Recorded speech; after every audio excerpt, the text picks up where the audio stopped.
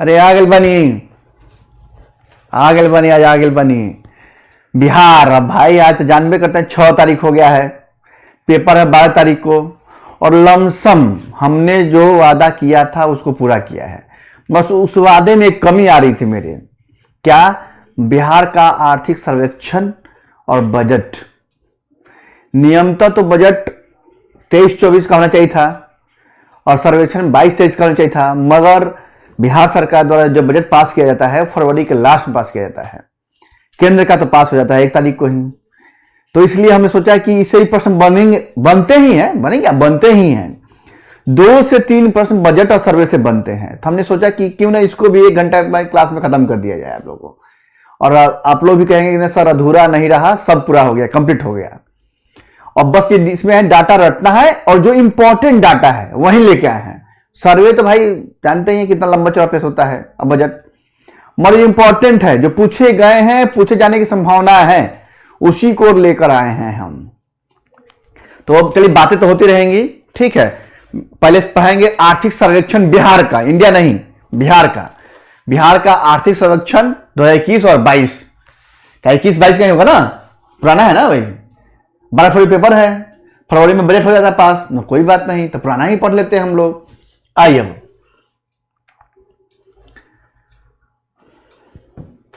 बिहार का आर्थिक सर्वेक्षण 21 और 22 कौन सा सर्वेक्षण था पूछेगा नहीं, जानकारी के लिए बताया जा रहा है आपको कि 16वां आर्थिक सर्वेक्षण था 2021-22।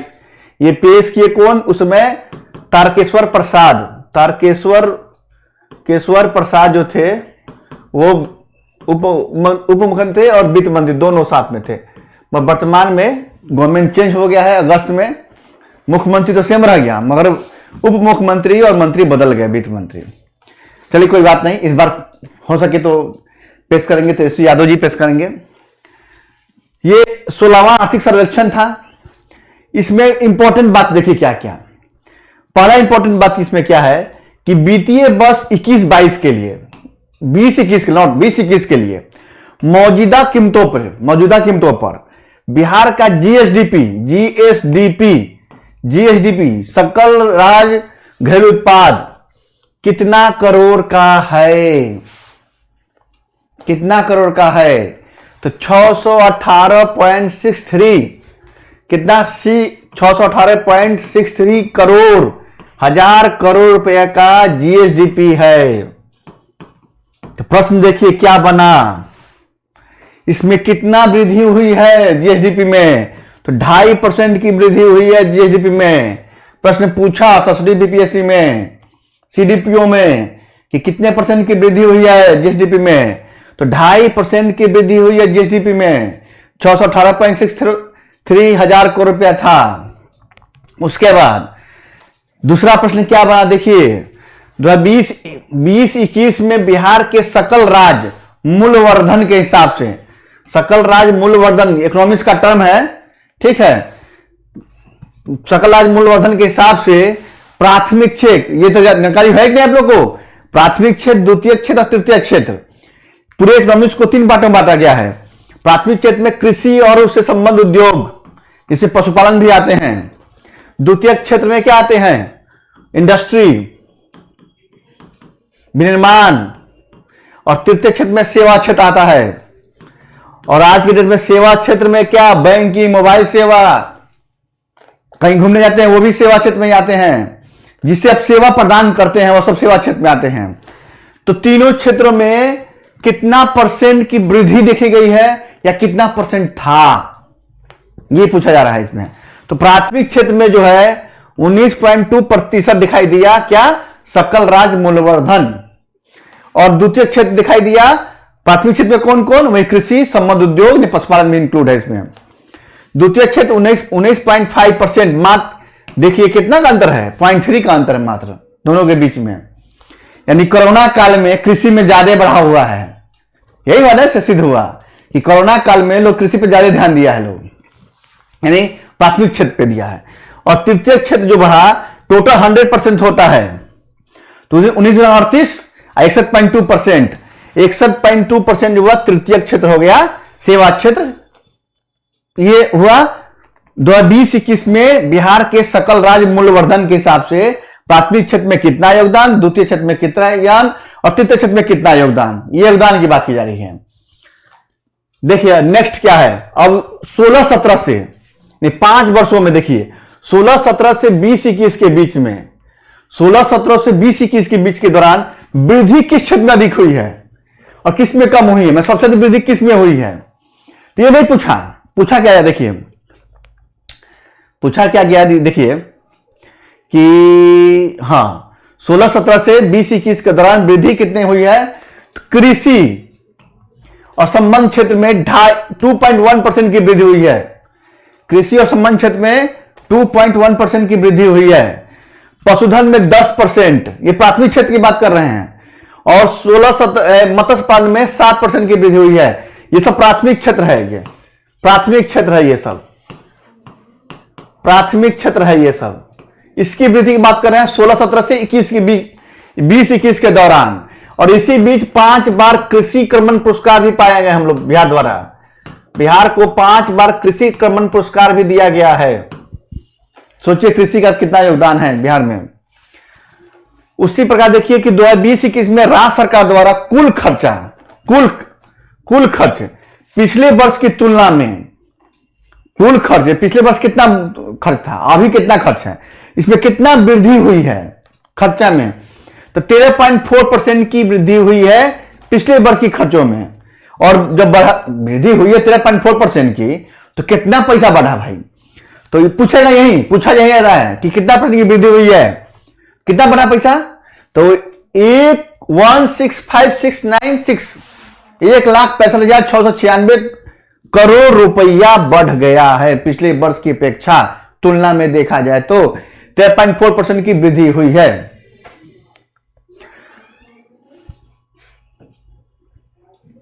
अब इसमें प्रश्न पूछा देखिए क्या है कि 2011 की जनगणना के हिसाब से तो शहरीकरण 11.3% था, बताए भी थे हम 3% था, मगर वर्तमान में आर्थिक समीक्षा में कितना शहरीकरण बताया गया है, प्रश्न पूछ दिया। वर्तमान में आर्थिक समीक्षा में 21-22 में कितना बताया गया है क्या शहरीकरण, तो 15.3% शहरीकरण बताया गया है। कितना, 15.3% शहरीकरण बताया गया है। तो सबसे अधिक शहरीकरण कहां, इसके हिसाब से देख लीजिए तो पटना, मुंगेर और नालंदा, और उसके हिसाब से वही है। पटना, मुंगेर और नालंदा जो है सबसे अधिक शहरीकरण दिखाई दिया है भी दिखाई देता क्या है भी, ठीक है। पटना, मुंगेर और नालंदा डिस्ट्रिक्ट में स्मार्ट सिटी मिशन चलता है केंद्र सरकार का, उसमें कितने शहरों को रखा गया है बिहार के, 4 शहर को। एक तो पटना, एक भागलपुर, ये भी मंडल है, भागलपुर मंडल प्रमंडल में 2 डिस्ट्रिक्ट, भागलपुर बांका सबसे छोटा प्रमंडल, पूछा प्रश्न ये। बिहार शरीफ, नालंदा ये मगध प्रमंडल में आता है, और मुजफ्फरपुर अपने आप में प्रमंडल, तिरहुत प्रमंडल। इतने प्रमंडल, इतने शहरों में 1 2 3 4 शहर को रखा गया है स्मार्ट सिटी मिशन में। उसके बाद देखिए कि प्रति व्यक्ति आय की बात कर रहे हैं, पूछा जाता है तो आर्थिक सर्वेक्षण हिसाब से बताया गया कि प्रति व्यक्ति आय कितना है, 55,055 55,055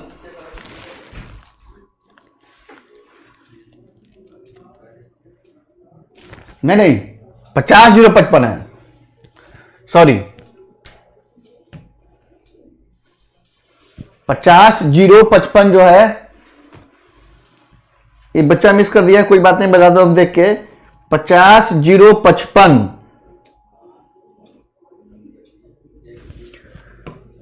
अरे यार कहां भाग रहे तुम, 50,055 50,055 रुपया प्रति व्यक्ति सालाना, ये सालाना है प्रति व्यक्ति आय किसका, तो किसका है, तो ये है बिहार के व्यक्तियों का प्रति व्यक्ति आय है, सालाना प्रति व्यक्ति आय है। तो इसके हिसाब से देखा जाए, ठीक है, तो सबसे अधिक प्रति व्यक्ति आय किस डिस्ट्रिक्ट का है, तो पटना का सबसे अधिक व्यक्ति आय प्रति व्यक्ति, पूछा ये प्रश्न है कितना है प्रति व्यक्ति आय, 50,055 हजार रुपया है, ये सालाना प्रति व्यक्ति आय है। तो आंकड़ों के हिसाब से देखा जाए प्रति व्यक्ति आय के मामले में सबसे अधिक बड़ा डिस्ट्रिक्ट कौन, मैं सबसे अधिक किस डिस्ट्रिक्ट को, मैं किस डिस्ट्रिक्ट का आय सबसे अधिक है, तो है पटना का। देख लीजिए कितना है, 131.1 हजार रुपया। बेगूसराय और मुंगेर, पटना, बेगूसराय और मुंगेर।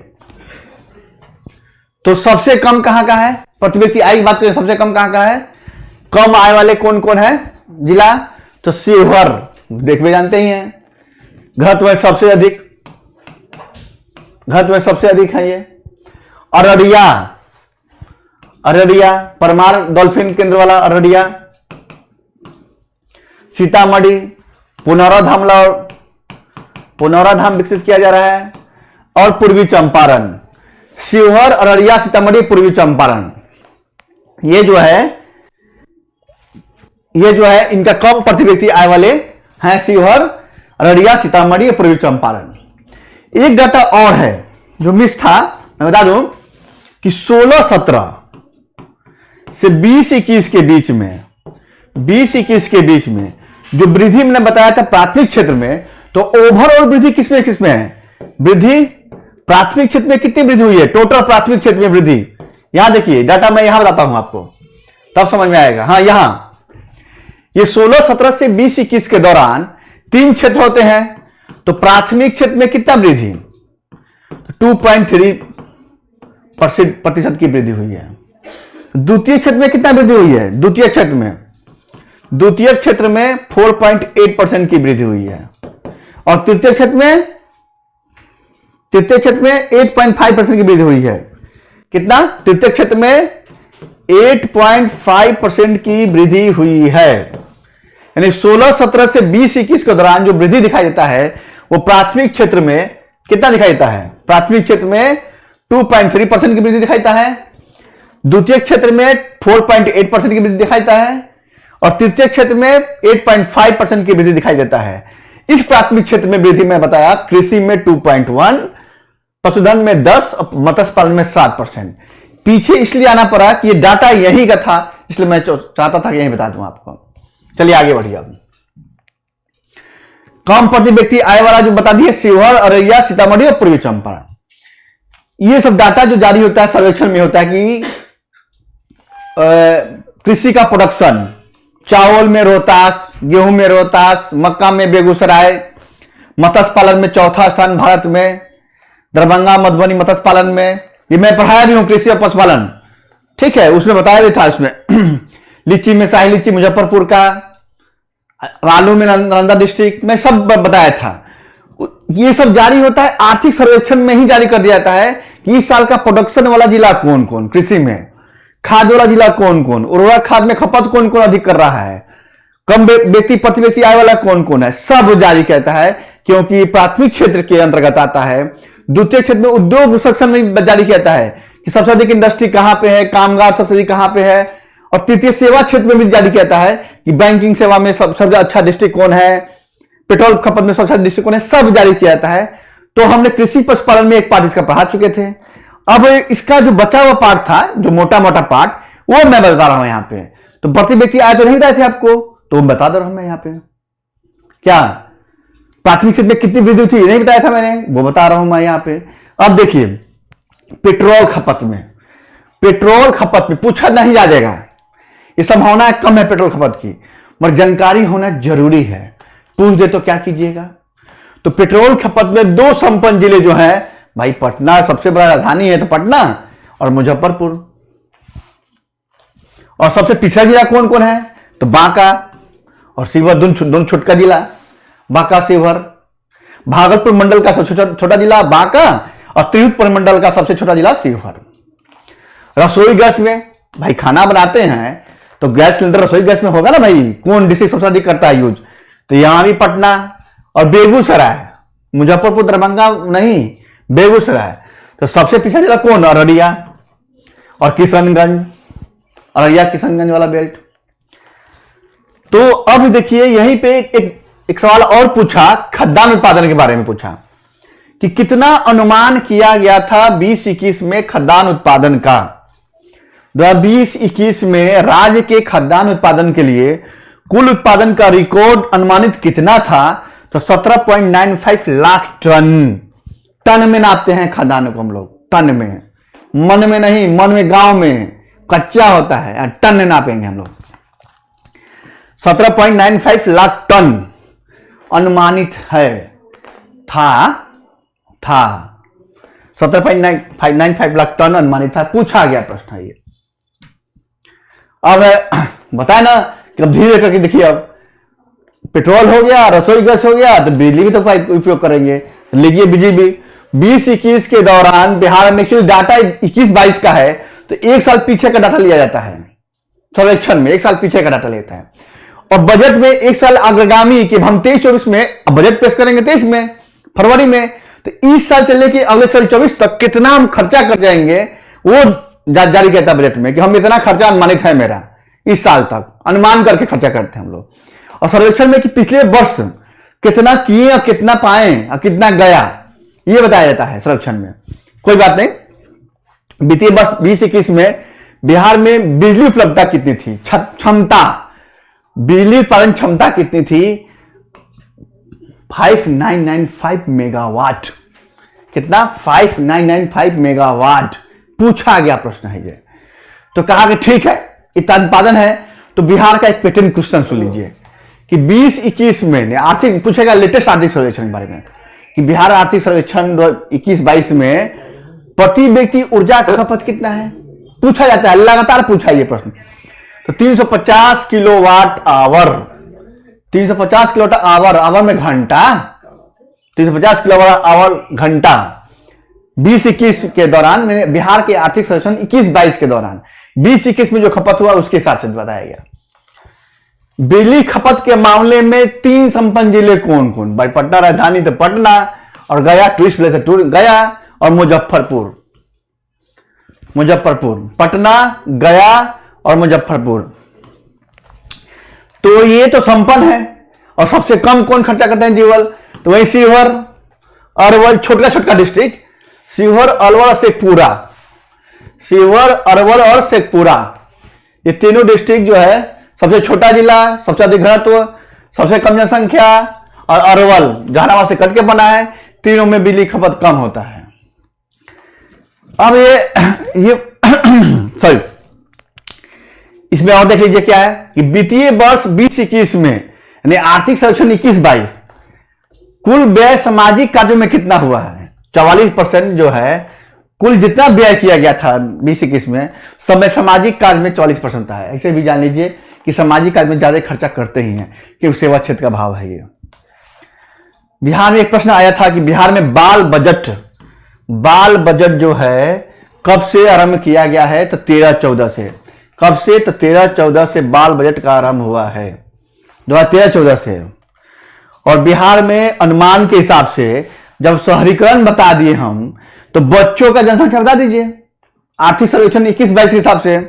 तो बिहार में अनुमान के हिसाब से बिहार में बच्चों की जनसंख्या, बच्चों की कुल जनसंख्या कितनी है? तो बच्चा मतलब कौन? व्यस्त होने से पहले 0 से 18 वर्ष, पूरे कुल जनसंख्या का 42% है ये।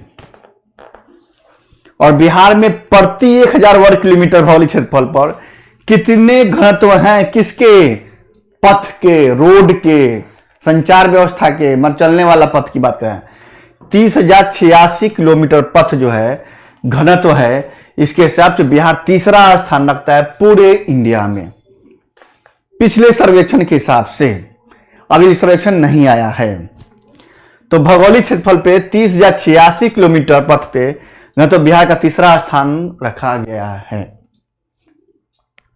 ठीक है, यह हुआ पूरा आर्थिक सर्वेक्षण की चीजें।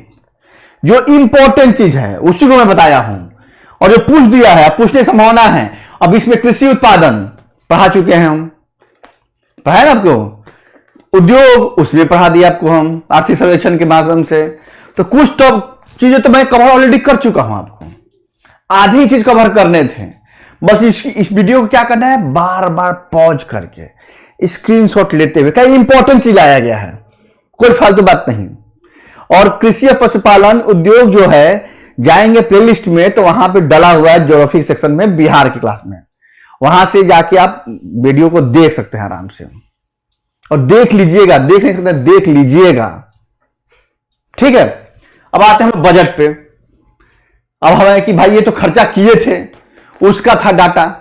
अब हम लोग कब, पिछले साल 22-23 का बजट है, तो 1 फरवरी 22, अब 1 फरवरी नहीं, 1 मार्च हो जाएगा यहाँ पे। अब क्या कि बजट पेश करते हैं ये फरवरी में, ये भाई साहब 1 मार्च से लेके 28 फरवरी तक कितना खर्चा करेंगे, इसका अनुमान बताया जाता है इस बजट में। बिहार बजट यही है। उप मुख्यमंत्री तारकिशोर प्रसाद जी कटिहार से बिलोंग करते थे शायद ये, और ये हमारे नीतीश कुमार मुख्यमंत्री। चलिए बजट पेश करता है कौन, वित्त मंत्री पेश करता है। बिहार बजट जो भाषण हुआ, बिहार बजट बनाया गया, वो 6 सूत्री कार्यक्रम बनाया गया, 6 पहलुओं पे ध्यान दिया गया। जैसे इस बार भारत का बजट है, अमृतकाल है, शायद 7 सूत्र बंधा हुआ है, तो उसमें बिहार बजट ने भी 6 सूत्र कार्यक्रम बनाया कि 6 सेवाओं पे हम ज्यादा फोकस करेंगे और इसी के माध्यम से हम पूरा बिहार का विकास करेंगे। तो 6 सूत्र क्या क्या थे, पूछ देगा कितने सूत्रों में है, तो 6 सूत्रों में है। कहा कि स्वास्थ्य पे ध्यान देंगे आपके, हम स्वास्थ्य पे भाई जरूरी भी है, बिना स्वास्थ्य के तो भाई जानते हैं कि भाई क्या हो सकता है। शिक्षा तो बहुत जरूरी चीज है भाई, और शिक्षा पर ध्यान भी दिया जा रहा है बिहार में। उद्योग में निवेश, उद्योग में निवेश, ये दोनों का इंडस्ट्री है ही नहीं, कृषि आधारित इंडस्ट्री है, तो कहा कि हम इस पर ध्यान देंगे आपको। कृषि और संबंध क्षेत्र, कृषि तो भाई इंपॉर्टेंट क्षेत्र है बिहार के लिए, बिहार में कृषि है, खनन तो है नहीं, खनन हो गया है वर्तमान में अब तो। और आधारभूत संरचना, ग्रामीण और शहरी, किसका संरचना, तो ग्रामीण और शहरी क्षेत्र में जो आधारभूत संरचना बनेगा, जो बिल्डिंग, मकान, दुकान जितने बनेंगे, सब आधारभूत संरचना का, इंफ्रास्ट्रक्चर का हम ध्यान रखेंगे। और विभिन्न वर्गों के कल्याण, जितने सामाजिक कार्य होंगे कल्याण के, वो सब करेंगे। इसके यही 6 सूत्र था, 1 2 3 4 5 6। पहला स्वास्थ्य, दूसरा शिक्षा, तीसरा निवेश, चौथा कृषि, 5वां ग्रामीण और शहरी में आधारभूत संरचना, और विभिन्न वर्गों का कल्याण यानी सामाजिक कार्य, तो 6ठा। ताकि इसी पर हम फोकस करके बजट ला रहे हैं, आपके सामने पेश कर रहे हैं। देखिए पेश क्या किए बजट में। थोड़ा बचवा पानी मिलेगा बाबू।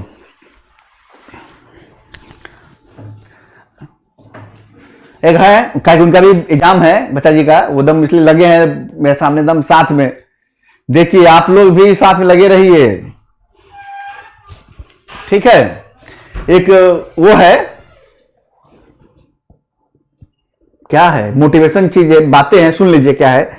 जब हमारी कमर झुकी होती है तभी कोई हम पर सवार होता है। भाई कमर झुक जाएगा तो तुमको आलसपन तुम पे सवार हो जाएगा। तो जब हमारी कमर झुकी होती है तभी हम पे कोई सवार होता है, हो सकता है। इसीलिए अपनी कमर को सीधी रखिए और लक्ष्य पाने के लिए जुट जाइए। देखिए आप ही के लिए है, ये नहीं कमर झुका के सो जाना है भाई। कमर को सीधा रखिए और कमर सीधे कर लेंगे तो लक्ष्य पाने में आसानी मिलेगी आपको। फिर से सुन लीजिए, जब हमारी कमर झुकी होती है तभी उस पर कोई सवार होता है। इसीलिए अपनी कमर सीधी करें और लक्ष्य पाने के लिए जुट जाएं। आप ही के आलसपन की बात की जा रही है भाई, क्योंकि एग्जाम पास में है और आप लोग सो रहे हैं, खराटे की नींद लग रहे हैं। भाई बचवा 4 घंटा सो तो काम चल जाएगा। 12 फरवरी पास में है। चलिए ये रिवीजन ही है। आइए बजट पे, कोई बात नहीं, बजट पे देख लेते हैं।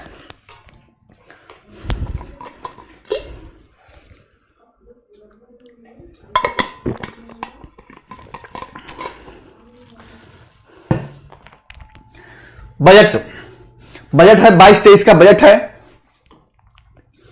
क्या क्या तथ्य इसका, तो कहा कि बिहार सरकार ने कहा कि हम खर्चा करेंगे कितना, 2,37,00,000 है, गलती क्या है, इकाई, दहाई, सैकड़ा, हजार, 10,000, लाख, 10 लाख, करोड़, सही तो कर रहे हैं। 2,37,69,119 रुपया खर्चा करेंगे। कितना, 237, डाटा ही पूछ देता है बिहार। 237, 69, 11 और 9, इतना करोड़ रुपया हम कहा कि हम खर्चा कर जाएंगे भाई। जैसे भी करना है कर लीजिए, इतना करोड़ रुपये हम खर्चा करेंगे ही करेंगे। आप ये डाटा रख लीजिए। राजस्व व्यय, ये कुल व्यय कहा, तो कहा व्यय दो प्रकार का होता है, एक पूंजीगत व्यय और राजस्व व्यय होता है। तो कहा कि राजस्व व्यय और पूंजीगत व्यय ये काम की चीज नहीं है, इसलिए मैं फिर भी मैं बता देता हूं कि कहा 1 करोड़, लगभग 1 करोड़ रुपया, मैं 2 करोड़ रुपया इसमें, हाँ कहा लगभग, कहा कि 2 करोड़ रुपया खर्चा कर देंगे राजस्व व्यय में, और बचा खुचा पैसा जो खर्चा करेंगे हम पूंजीगत व्यय में। तो कहा कि भाई व्यय इतना करेंगे तो प्राप्ति क्या अनुमान है, क्या कि बजट में व्यय की हिसाब दिया जाता है और प्राप्ति कहां कहां से आने वाला है वो धरा दिया जाता है कि हमको यहां से पैसा आने वाला है। तो कहा कि हम इतना खर्चा करेंगे मगर प्राप्ति का भी मेरे पास डाटा है भाई, क्या है, 237,891.94 करोड़ रुपया। कहा कि ये 0.19 होगा, ठीक है। कुल प्राप्ति जो है 237,891.94 करोड़ रुपया जो है आएगा मेरा, चिंता नहीं करना है। और खर्चा करेंगे इतना, कितना, 237। तो कहा रे भाई साहब गजब का डाटा है भाई। तो कहा कि भाई घाटा कम हो गया, जब प्राप्ति अधिक हो जाएगा और व्यय कम होगा तो भाई क्या घाटा कम हो जाएगा, तो उसको राजकोषीय घाटा बोलते हैं। तो घाटा कितना कम हुआ, 25 है, कह रहा है कि 25,885 रुपया करोड़ रुपया जो है घाटा होगा। तो सकल घरेलू उत्पाद का 3.47 है। राजकोषीय घाटा बताया इसने 25,885.10 करोड़ रुपया। और इसके हिसाब से देखा जाए कुल सकल घरेलू उत्पाद का, कुल सकल घरेलू उत्पाद का कितना है, पूछा जाता है यही कि जो घाटा है राजकोषीय घाटा, तो कुल राज घरेलू उत्पाद का कितना परसेंट है, तो 3.47% जो है ये घाटा होगा। जबकि एक एक्ट आया था एफआरबीएम एक्ट, इस अधिनियम से निर्धारण किया गया था कि 22-23 में 4% के अंदर रखना है घाटा, और बिहार सरकार ने इस लक्ष्य को पूरा किया। कहा कि हमने जो एफआरबीएम एक्ट था उसके हिसाब से इस लक्ष्य को हमने पूरा किया कि 4% के अंदर हम लोग घाटा रखे थे। कहा ठीक है, एक डाटा ये भी याद रख लीजिए कि कितना घाटा है, कितना का भाई, कितना का बजट है, तो जानते हैं 237,691.19 करोड़ रुपया। कहा कि ठीक है, ये सब ठीक है, तो समृद्धि दर कितनी है बिहार सरकार की, 22-23 के लिए राज्य की आर्थिक समृद्धि दर कितनी है, तो 9.7% अनुमानित है। कहा इतना परसेंट अनुमानित रखे हैं कि हम लोग वृद्धि करेंगे, आर्थिक समृद्धि वृद्धि दर जो बात है वो 9.7 रखेंगे। अब बीच में कोई घटना ना घट जाए, कोई काल नहीं आ जाए, कोई दुखमय शासन व्यवस्था ना खराब हो जाए तो अलग बात है, मगर ये अनुमान इतना रहे मेरा। कहा ठीक है, ये भी अब बात अच्छा अपना किया। फिर कहा कि अब बजट में क्या क्या, किस पे कितना खर्चा करेंगे, तो बजट में सुशासन के अंतर्गत 7 निश्चय प्रोग्राम था। कहा कि आत्म विहार के लिए 7 निश्चय प्रोग्राम 2 जो है द्वितीय के लिए, 7 निश्चय प्रोग्राम द्वितीय के लिए हम 5,000 करोड़ रुपया, 5,000 करोड़ रुपया हम दे रहे हैं। कहा कि 5,000 करोड़ रुपया हम दे रहे हैं 7 निश्चय प्रोग्राम के लिए, क्योंकि 7 निश्चय प्रोग्राम में जो है क्या क्या है, 7 निश्चय प्रोग्राम में जो है कि 7 निश्चय किया गया है, सबके लिए है निश्चय। युवा शक्ति के लिए है, महिलाओं के लिए है, स्वस्थ गांव समृद्धि गांव के लिए है, सुलभ संपर्कता के लिए है ना, स्वास्थ्य की बात तो कर ही दी आपसे हम।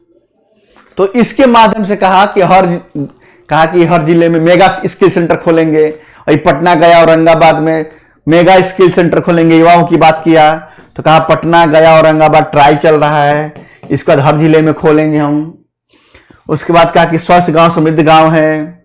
फिर कहा दीनदयाल उपाध्याय रोजगार मिशन चलेगा, 12,000 लोगों को रोजगार दिया जाएगा। इसे डाटा बताते चला गया भाई। मगर ये पूछा प्रश्न कि 7/2 योजना के लिए कितना करोड़ रुपया दिया गया है, 5,000 करोड़ रुपया दिया गया है।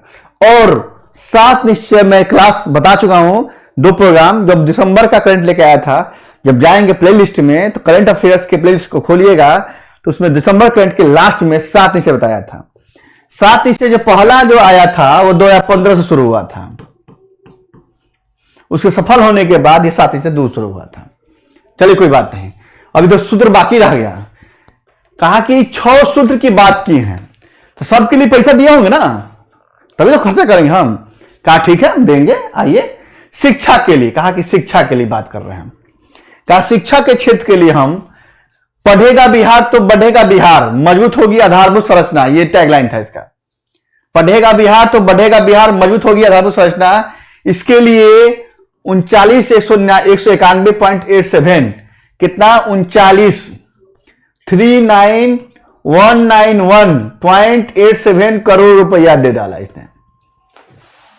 कहा कि ले जाइए शिक्षा के लिए 191.87 करोड़ रुपए ले जाइए।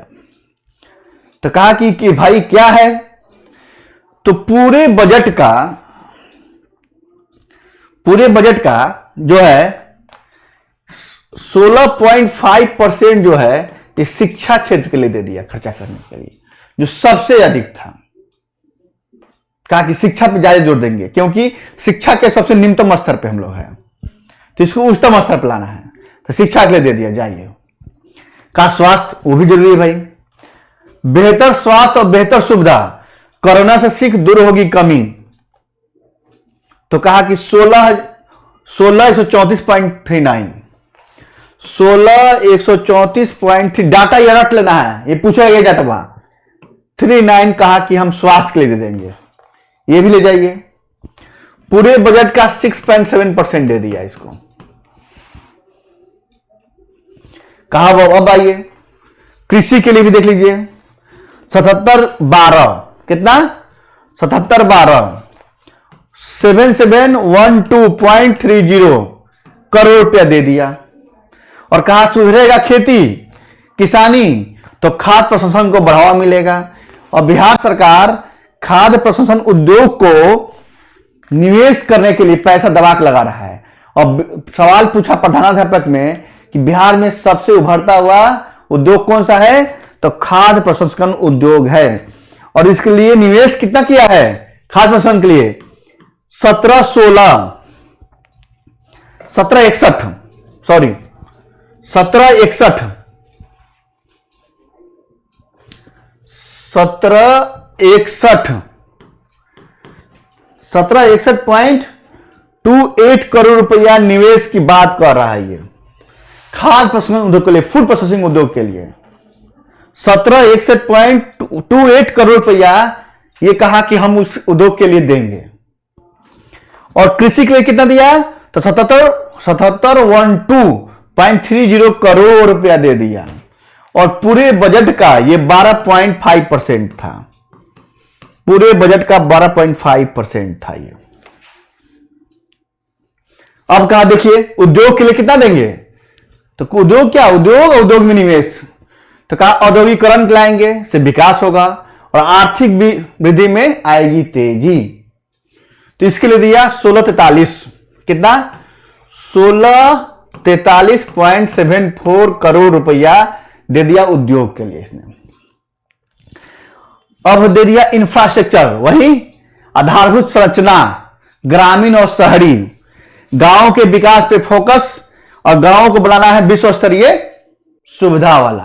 तो इसके लिए कहा भाई पैसा कम नहीं देंगे भाई। 29,749 कितना 29,749.64 करोड़ रुपया दे दिया इसको।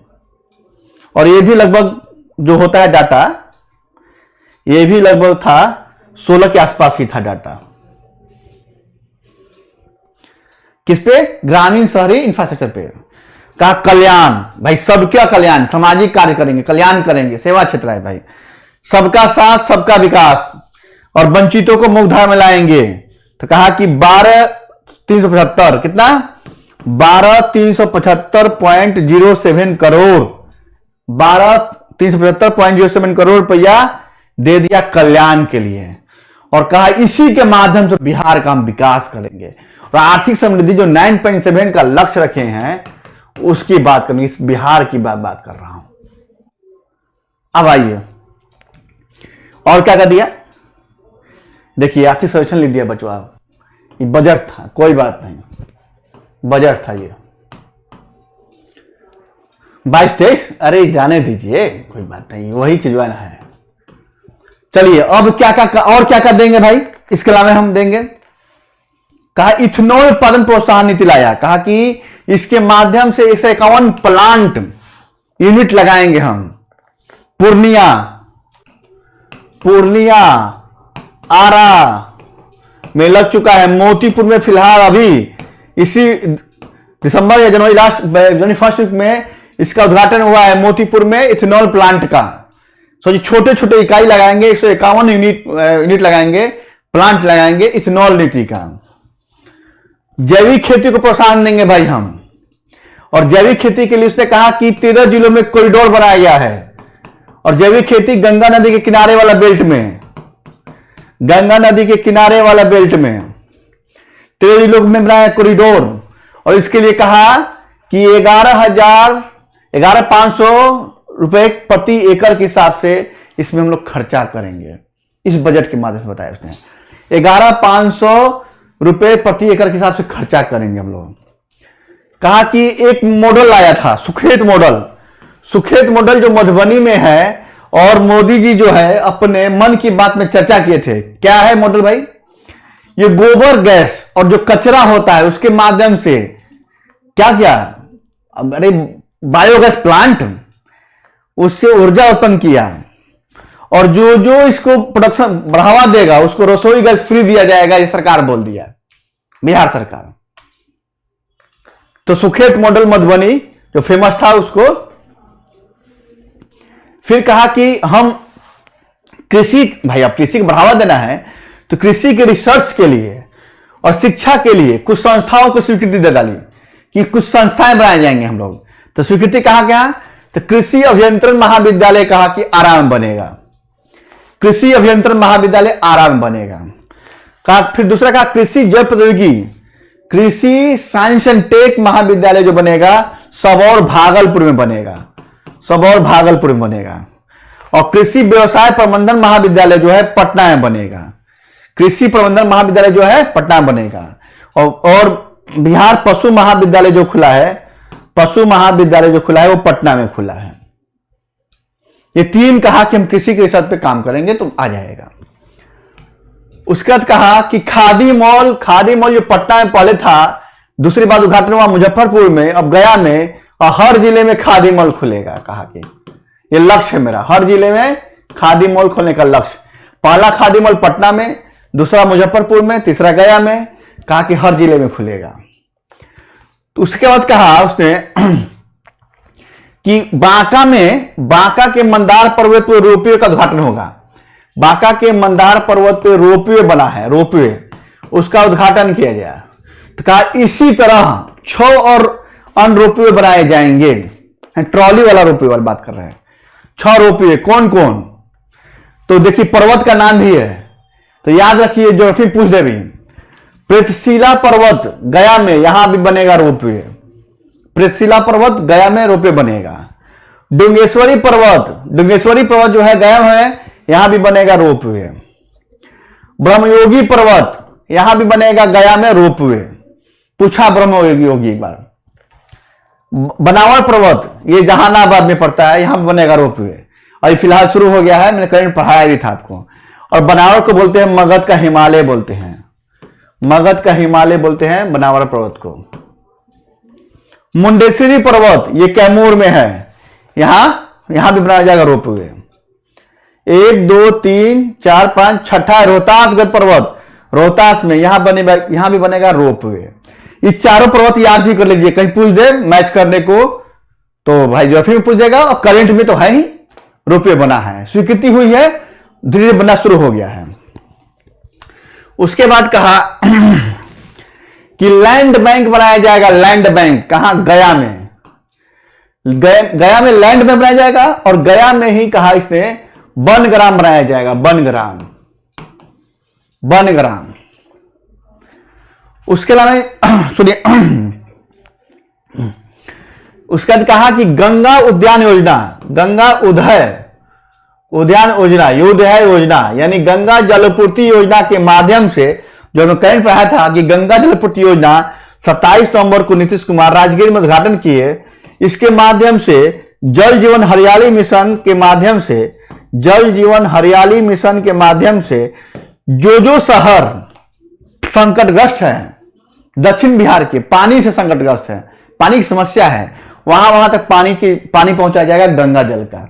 यानी हाथीदह मोकामा से ये जुड़ा और राजगीर में आया और राजगीर से ये केंद्र बना, यहां से जाएगा गया और गया से जाएगा ये नवादा।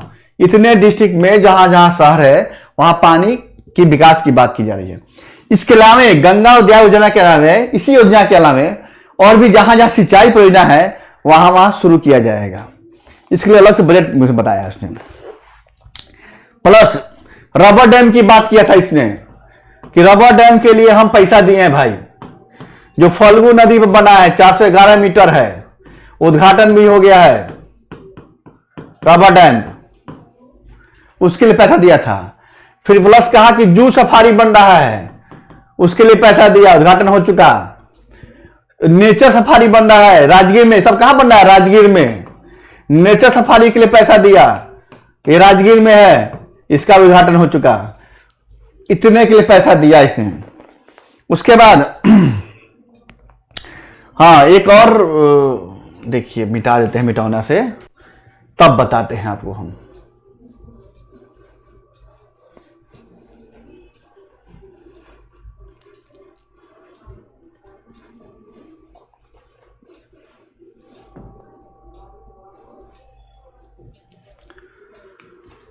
हाँ उसके बाद उसने कहा कि सौर ऊर्जा सोलर लाइट योजना, सौर ऊर्जा यानी सौर स्ट्रीट लाइट योजना, सौर स्ट्रीट लाइट योजना के तहत प्रत्येक गांव में जो है, गांव में सौर ऊर्जा उपलब्धता, गांव में सौर ऊर्जा उपलब्धता की बात किया।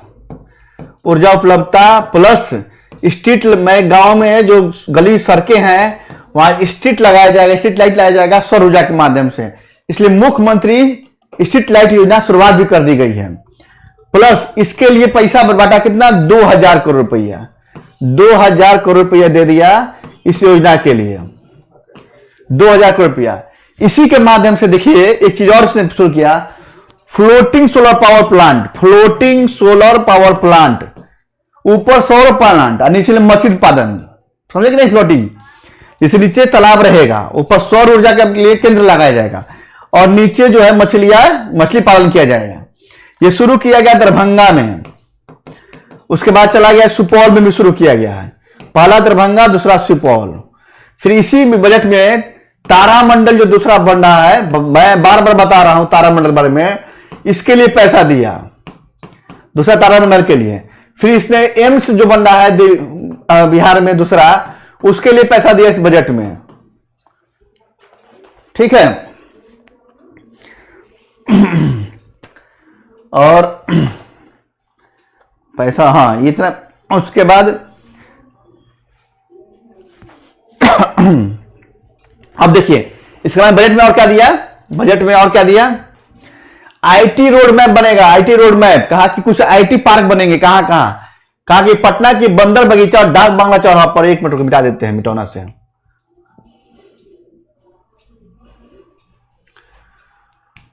हाँ, पटना की बंदर बगीचा और डाक बांग्ला चौराहा पे आईटी टावर बनाया जाएगा। कहां?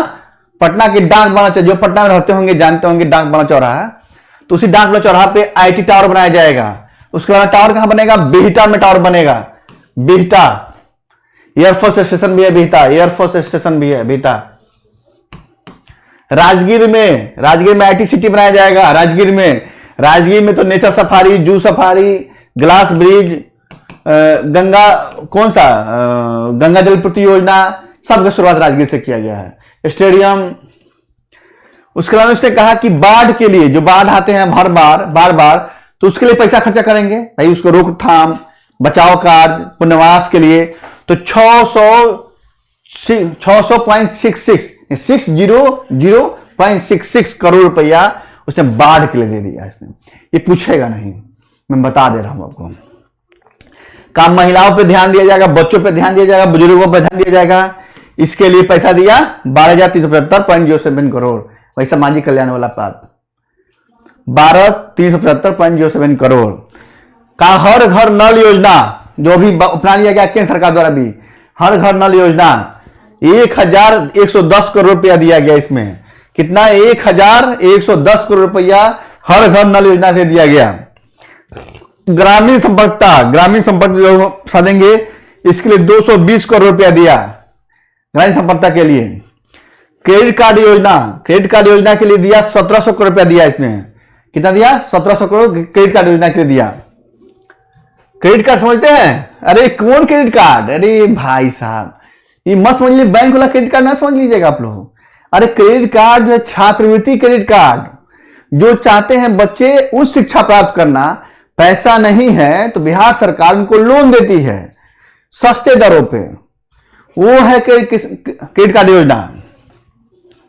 ठीक है, ये किसान क्रेडिट कार्ड योजना भी है। इतने में बजट दिया गया, और बजट दिया गया बहुत, ताकि हर प्रमंडल में खुलेगा एएनएम कॉलेज, जिले में जीएनएम कॉलेज खोला जाएगा। मेगा स्किल सेंटर बता ही चुके हैं कि पटना गया, औरंगाबाद में शुरू हुआ है। इसका उसने कहा कि भाई अब और क्या होगा, युवा शक्ति बढ़ गया है भाई, महिलाएं बढ़ गई हमारी, महिला का आरक्षण के लिए बात किया उसने। दीनदयाल उपाध्याय योजना ला दिया, कहा कि भाई अब स्वच्छ गांव समृद्ध गांव होगा, तो कहा 12-12 हजार रुपया दिया जाएगा स्वच्छता के अभियान के माध्यम से शौचालय बनाने के लिए। ऐसे करके उसने हर कार्यक्रम के लिए पैसा दिया। ठीक है, कृषि पे तो भाई बौछारी कर दिया पैसा उसने। शिक्षा पे तो जानते हैं सबसे अधिक 16.5% दिया। ये है पूरा बजट और पूरा सर्वे जो इंपॉर्टेंट है। ठीक है, जो इंपॉर्टेंट है वो मैं बताया हूं, इससे बाहर एक प्रश्न नहीं बनेंगे, गारंटी है मेरा। इससे बाहर एक प्रश्न नहीं बनेगा। है तो भाई बहुत होता है, इसके लिए पैसा, इसके लिए वो पैसा, मैं उतना नहीं पढ़ना है। मैं उतने टॉपिक पढ़ाया हूं जिससे प्रश्न बनते हैं और बनने की संभावनाएं हैं। चाहे बजट और सर्वे छोटा तो टॉपिक होता नहीं है, मैं इंपॉर्टेंट चीजों को निकाल के पढ़ाया जाता है। टाइम ज्यादा नहीं लेंगे, एक ही बात बार बार करेंगे, वही वाला कहावत, जब हमारी कमर झुकी होती है तो हम पे कोई सवार हो जाता है, इसीलिए हमें कमर को सीधा करके चलना होगा, तभी हम लक्ष्य पाने में जुट जाएंगे। इसीलिए ये इस कहावत के साथ जय हिंद, जय भारत साथियों, और आप लोग भी लगे रहिए। 12 फरवरी पास में है।